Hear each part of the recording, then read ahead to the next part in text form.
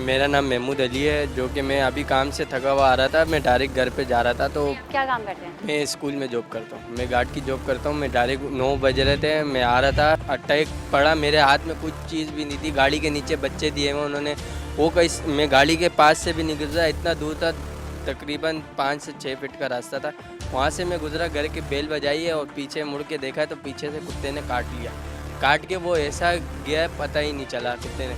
तो मैंने बहुत चिल्लाने की कोशिश करी, लेकिन कोई सहारा देने के लिए नहीं आया। फिर आपने फौरी तौर पे क्या किया? फौरी तौर पे मेरा भाई नीचे उतरा, उन्होंने मुझे हॉस्पिटल लेके गए। कौन सा हॉस्पिटल गए आप? पहले तो अब्बासी गए, अब्बासी में इंजेक्शन नहीं थे। फिर क्या उसके कहा बाद अब्बासी वालों ने आपसे? अब्बासी वालों ने बोला अभी ओपीडी खुली भी नहीं है, इंजेक्शन भी नहीं है। तो आप बोले अगर कुत्ते ने काट लिया तो फिर क्या करे बंदा, किधर जाए? फिर मैं डायरेक्ट गया सिविल हॉस्पिटल पे हम लोग गए तो वहाँ पे भी इंतज़ार करना पड़ा।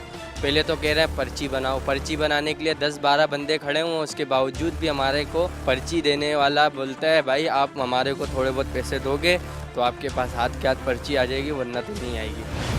तो फिर आपने उसको पैसे दिए? उसके बाद पैसे वैसे नहीं दिए, हम लोग खड़े रहे काफ़ी देर। फिर हमारी पर्ची का नंबर आया, फिर हम लोग अंदर गए। अंदर हमारे को इंजेक्शन लगवाया, फिर उन्होंने तारीखें बताई।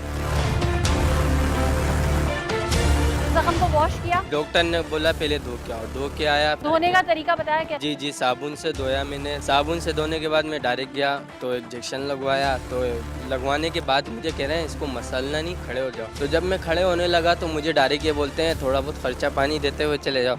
मैंने ये सिंध गवर्नमेंट है या खर्चा पानी का?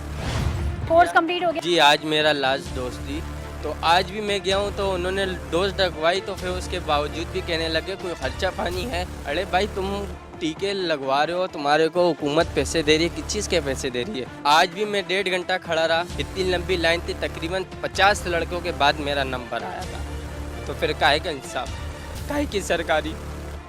इससे अच्छा बंदा मर जाए तो अच्छा।